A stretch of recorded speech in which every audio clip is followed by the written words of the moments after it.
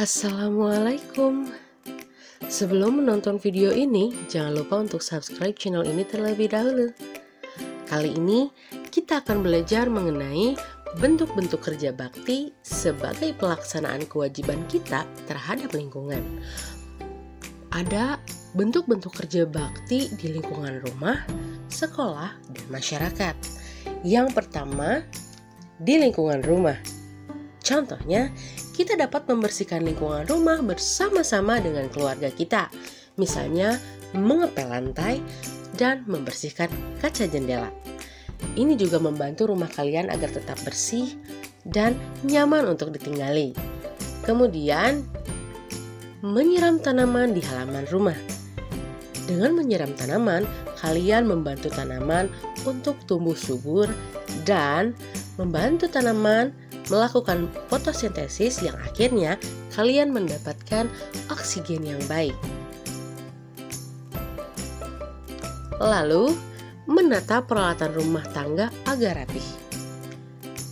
Kalian dapat menata peralatan rumah tangga, misalkan di daerah dapur, agar dapur kalian terlihat rapi dan baik, indah dilihatnya. Kemudian, berkebun atau menanam tanaman bersama keluarga. Ya, ini merupakan contoh reboisasi di lingkungan rumah.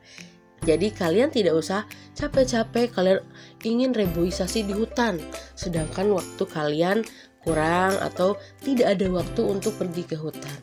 Kalian bisa melakukannya di lingkungan rumah kalian dengan menanam tanaman, bunga atau pohon di halaman rumah bersama keluarga. Itu juga membantu untuk penanaman kembali atau reboisasi atau penghijauan. Dan ini juga membantu lingkungan kalian akan tetap asri, tetap indah. Dan manfaatnya, lingkungan rumah kalian akan nyaman dan kalian dapatkan udara segar dengan kualitas oksigen yang baik. Selanjutnya, mengecat rumah bersama keluarga. Kalian juga bisa meluangkan waktu kalian bersama keluarga untuk mengecat rumah bersama.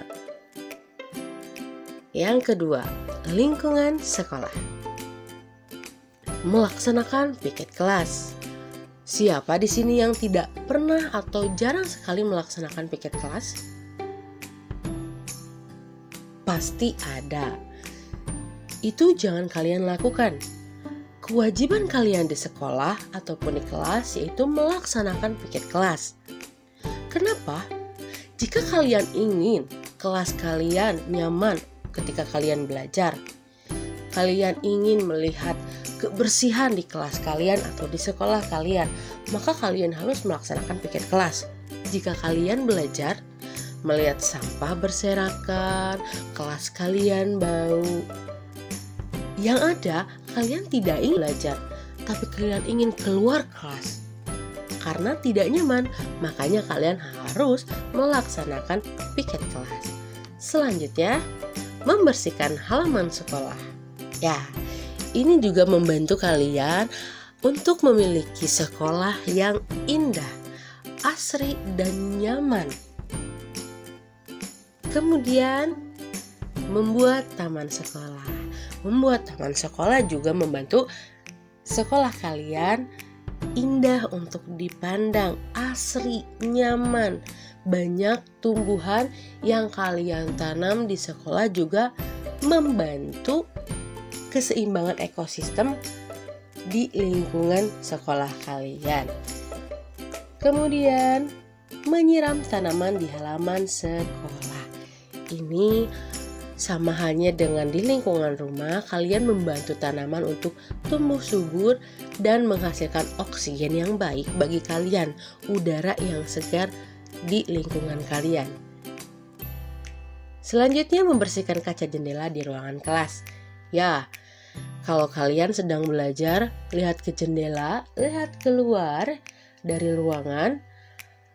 Kalau jendelanya kotor, kalian akan merasa, kok buram ya? Kok gitu ya? Nah, Itu karena apa? Karena banyak sekali kotoran di kaca. Makanya kalian harus membersihkan kaca jendela di ruangan kelas agar kalian juga nyaman berada di kelas. Selanjutnya, lingkungan masyarakat. Yang pertama, membersihkan saluran air. Membersihkan saluran air merupakan kewajiban kita semua agar tidak terjadi banjir di sekitar rumah kalian.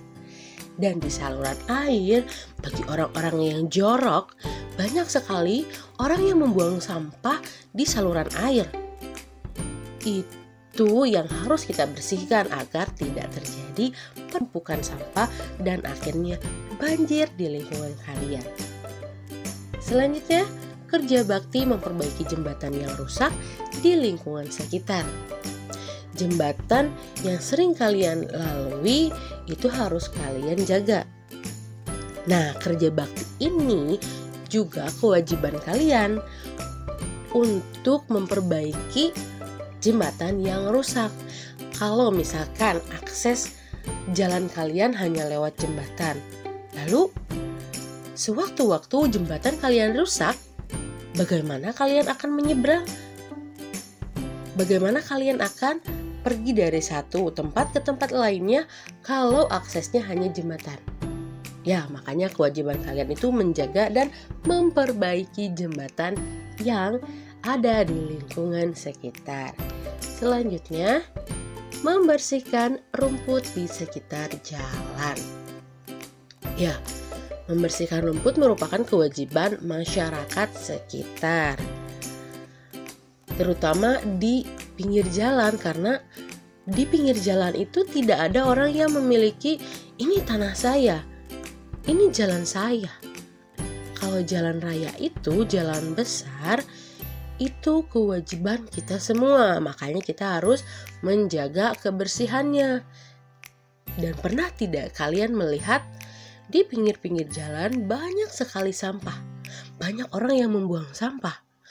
Itu adalah hal yang tidak baik dan tidak boleh kalian ikuti atau turuti atau kalian contoh. Itu tidak boleh, karena jalan tidak seharusnya menjadi tempat pembuangan sampah. Jalan itu tempat kita berlalu lalang, tempat kita mengendarai kendaraan bermotor untuk pergi ke tempat lain, bukan untuk membuang sampah.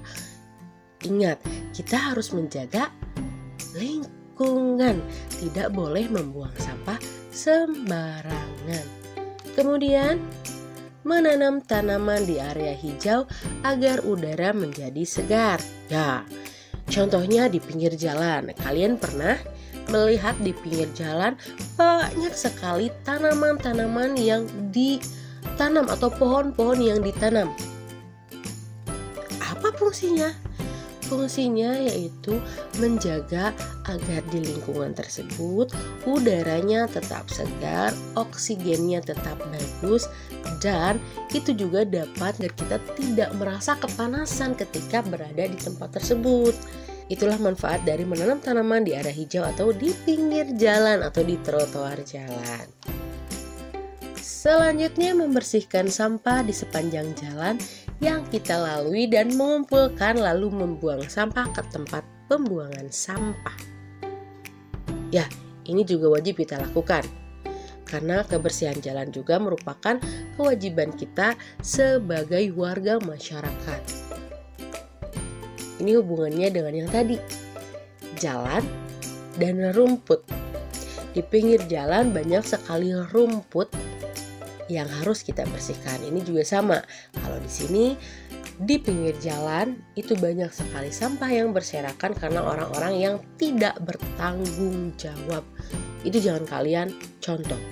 Yang kalian harus lakukan adalah mengambil sampahnya, disimpan, kemudian dibuang ke tempat sampah yang kalian lihat di jalan. Kalau tidak ada tempat sampah di jalan, bagaimana? Kalian bisa mengambilnya, simpan, pegang, sampai di rumah kalian buang ke tempat sampah yang ada di rumah.